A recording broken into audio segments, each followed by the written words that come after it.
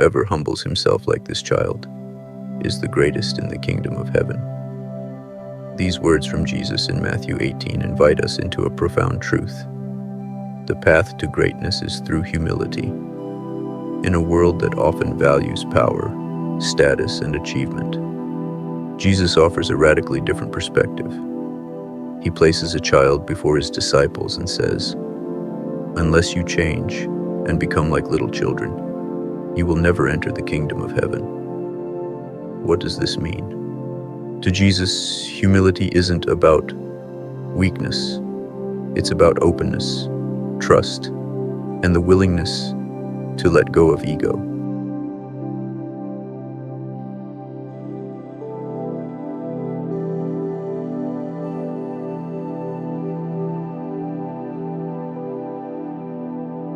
The first lesson in Matthew 18 is about shedding pride and embracing the humility of a child.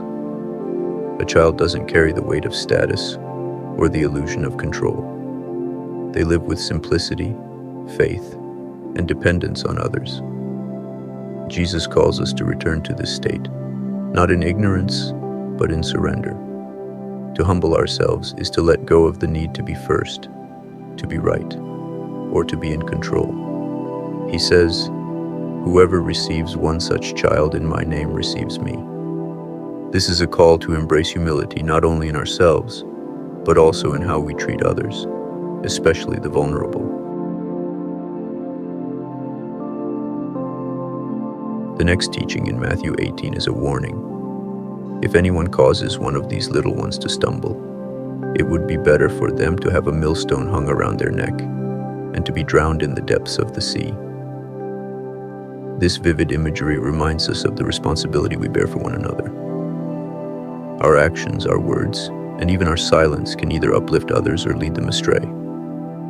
Jesus teaches that humility isn't just about how we view ourselves. It's about how we protect and nurture those around us.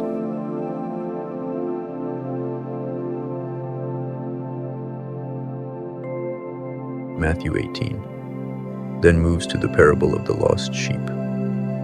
Jesus asks, "If a man has 100 sheep, and one of them goes astray, does he not leave the 99 to seek the one that is lost?"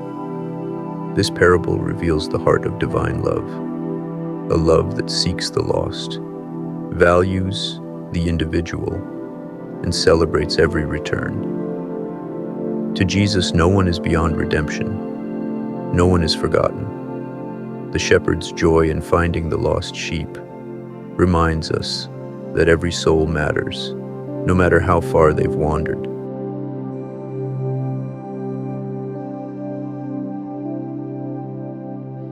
Next, Jesus addresses conflict within the community. He says, "If your brother or sister sins, go and point out their fault, just between the two of you. If they listen to you, you have won them over." This is a lesson in reconciliation. Jesus teaches that forgiveness is not passive. It requires courage, honesty, and a commitment to restore relationships. But it's also a lesson in boundaries. If reconciliation fails, he says, treat them as you would a pagan or a tax collector. This isn't about casting someone out. It's about recognizing when to let go and entrust them to God.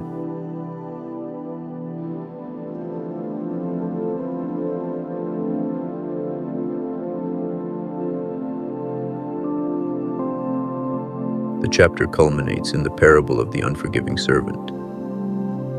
Jesus tells of a servant who is forgiven a massive debt by his king, only to turn around and refuse mercy to someone who owes him a small amount.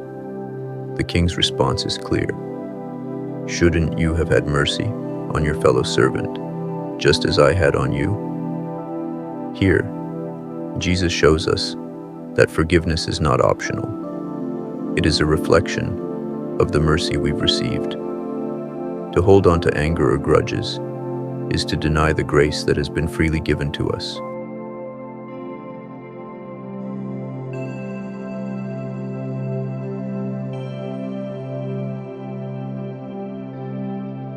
Matthew 18 ends with a sobering truth. This is how my heavenly Father will treat each of you, unless you forgive your brother or sister from your heart. Forgiveness isn't just an act. It's a transformation of the heart.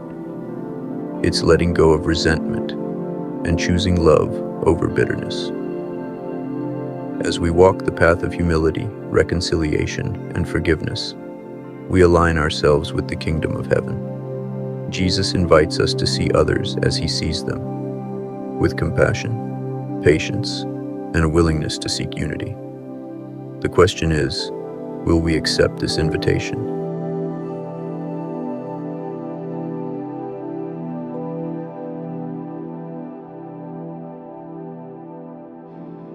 Will you Whoever humbles himself like this child is the greatest in the kingdom of heaven. Humility, forgiveness, and love, they are the keys to a life that reflects the heart of God. As we embrace these lessons, we step closer to the kingdom Jesus describes, a kingdom where the lost are found, the broken are restored, and the humble are lifted up. If you enjoyed this chapter and want to see more content like this, please consider hitting the like button and subscribing to the channel. Your support helps me keep bringing these stories to life, and you'll be the first to know when new chapters are released. Thank you for watching, and stay tuned for more.